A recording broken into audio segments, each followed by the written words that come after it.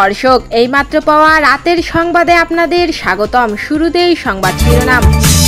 শুরুতেই জানাবো ঐকমত্য কমিশন উচ্চকক্ষে পিআর নিয়ে গণভোটের চিন্তা। জানাবো তেজগাঁও সহ ঢাকার 3 জায়গায় কার্যক্রম নিষিদ্ধ, আওয়ামী লীগের ঝটিকা মিছিল, আটক 8 জন। জানাবো সংসদ আগের মতোই কোটিপতিদের ক্লাবে পরিণত হবে বললেন বজলুর রশিদ। সর্বশেষ জানাবো রাষ্ট্রের সম্পদ লুটকারীদের ক্ষমতার চাবি না দেওয়ার আহ্বান জামাতে আমির। সুপ্রিয় দর্শক, এতক্ষণ শুনছিলেন সংবাদ শিরোনাম, এবারে জানাবো বিস্তারিত। তার আগে অনুরোধ থাকবে ভিডিওটি ভালো লাগলে এবং আপডেট সংবাদ পেতে চ্যানেলটি সাবস্ক্রাইব করে পাশেই থাকবেন। ধন্যবাদ। উচ্চকক্ষে পিআর নিয়ে গণভোটের চিন্তা। জুলাই জাতীয় সনদ বাস্তবায়নের পদ্ধতি হিসেবে কিছু ক্ষেত্রে গণভোট, কিছু ক্ষেত্রে বিশেষ সাংবিধানিক আদেশসহ একাধিক বিকল্প চিন্তা করছে জাতীয় ঐকমত্য কমিশন। বিশেষ করে সংসদের উচ্চকক্ষের সংখ্যানুপাতিক পদ্ধতিতে পিআর নির্বাচন প্রশ্নে গণভোটের সুপারিশ করার বিষয়টি ভাবা হচ্ছে। আর সংবিধান সংশ্লিষ্ট নয় এমন প্রস্তাবগুলো অধ্যাদেশ ও নির্বাহী আদেশের মাধ্যমে বাস্তবায়নের পরামর্শ দেয়া হবে। ঐকমত্য কমিশনের একাধিক সূত্রে এসব তথ্য জানা গেছে। বাস্তবায়নের উপায় বা পদ্ধতি নিয়ে রাজনৈতিক দলগুলোর মতামত ও বিশেষজ্ঞদের মতামত সমন্বয় করে এটি চূড়ান্ত করা হবে। এ বিষয়ে বিশেষজ্ঞদের সঙ্গে আবার বৈঠক করবে ঐকমত্য কমিশন। এরপর জুলাই জাতীয় সনদ এবং সনদ বাস্তবায়নের পদ্ধতি নিয়ে সুপারিশ একসঙ্গে আগামী সপ্তাহে রাজনৈতিক দল ও সরকারের কাছে পাঠানো হবে। বাস্তবায়নের পদ্ধতি জুলাই সনদের অংশ হবে না। সনদ চূড়ান্ত করা ও বাস্তবায়নের উপায় নিয়ে গতকাল বৃহস্পতিবার ও আগের দিন কমিশন নিজেদের মধ্যে বৈঠক করে। গতকালই জুলাই সনদের চূড়ান্ত খসড়া দলগুলোর কাছে পাঠানোর আশা ছিল কমিশনের, তবে শেষ পর্যন্ত হয়নি। সনদ অনেকটা চূড়ান্ত হলেও কমিশন চাইছে বাস্তবায়নের উপায় এবং সনদ দুটো একসঙ্গে পাঠাতে। এজন্য আরও সময় নেওয়া হচ্ছে। জাতীয় ঐকমত্য কমিশনের সহসভাপতি অধ্যাপক আলী রিয়াজ কমিশন জুলাই সনদের চূড়ান্ত রূপ দাঁড় করিয়েছে। সনদ বাস্তবায়নের পদ্ধতি কি হতে পারে তা নিয়ে কমিশন পরামর্শ দেবে। বাস্তবায়নের পদ্ধতিটি নিশ্চিত করার পর সনদ ও বাস্তবায়নের উপায় এ দুটি দলিল একসঙ্গে দলগুলোর কাছে পাঠানো হবে। 6টি সংস্কার কমিশনের সংস্কার প্রস্তাব নিয়ে রাজনৈতিক দলগুলোর সঙ্গে 2 পর্বের আলোচনায় 84টি বিষয় ঐকমত্য ও সিদ্ধান্ত হয়। এগুলো নিয়ে তৈরি করা হচ্ছে জুলাই জাতীয় সনদ। সনদের 3টি ভাগ থাকবে। প্রথম ভাগে সনদের পটভূমি, দ্বিতীয় ভাগে ঐকমত্য ও সিদ্ধান্ত হওয়া প্রস্তাব এবং তৃতীয় ভাগে থাকছে সনদ বাস্তবায়নের অঙ্গীকারনামা।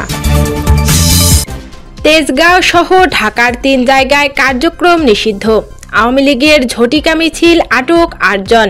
রাজধানীর তেজগাঁও শিল্পাঞ্চল এলাকার 2টি জায়গায় ও ধানমন্ডিতে ঝটিকা মিছিল করেছেন কার্যক্রম নিষিদ্ধ আওয়ামী লীগের নেতাকর্মীরা।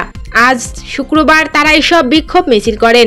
এসব ঘটনায় 8 জনকে আটক করেছে পুলিশ। তেজগাঁও শিল্পাঞ্চল থানার ভারপ্রাপ্ত কর্মকর্তা ওসি মোহাম্মদ আসলাম হোসেন আজ শুক্রবার প্রথম আলোকে বলেন, জুমার নামাজ শেষ হওয়া মাত্রই বেলা 1:45টার দিকে কার্যক্রম নিষিদ্ধ আওয়ামী লীগের নেতাকর্মীরা তেজগাঁও শিল্পাঞ্চল এলাকার নাবিস্কু মোড়ে ঝটিকা মিছিল বের করেন। এ সময় তারা সাবেক প্রধানমন্ত্রী শেখ হাসিনার পক্ষে বিভিন্ন স্লোগান দেন।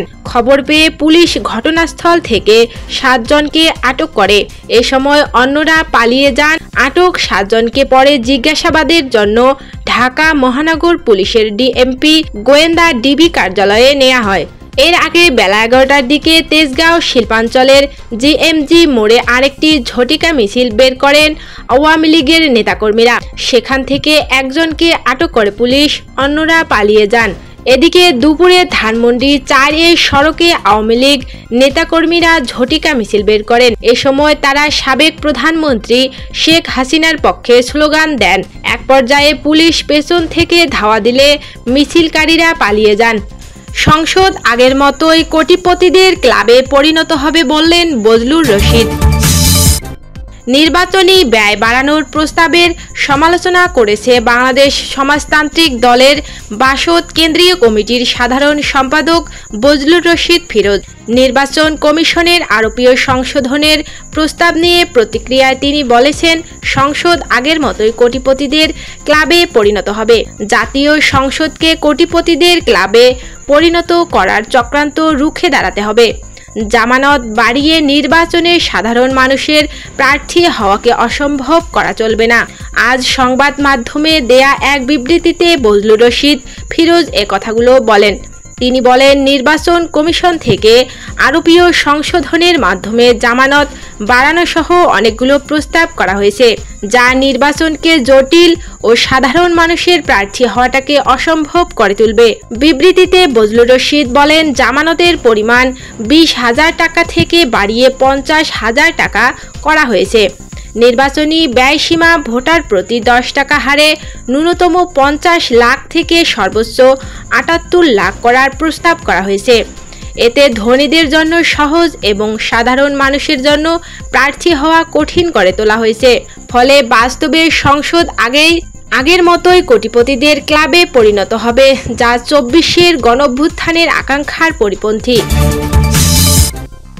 রাষ্ট্রের সম্পদ লুটকারীদের ক্ষমতার চাবি না দেওয়ার আহ্বান জামাত আমিরের।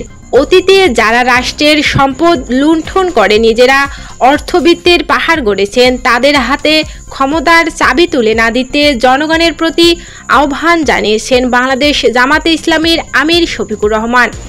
আর ভবিষ্যতে যারা ক্ষমতা আসবেন বা যেতে চান, তারা বিবেকের কাছে দায়বদ্ধ থেকে কাজ করবেন বলে প্রত্যাশা করেছেন তিনি। আজ শুক্রবার সকালে ঢাকা 15 সংসদীয় আসনে জামাতের কাফরুল থানা দক্ষিণ আয়োজিত ফ্রি মেডিকেল ক্যাম্পে প্রধান অতিথির বক্তব্যে কথা বলেন শফিকুর রহমান।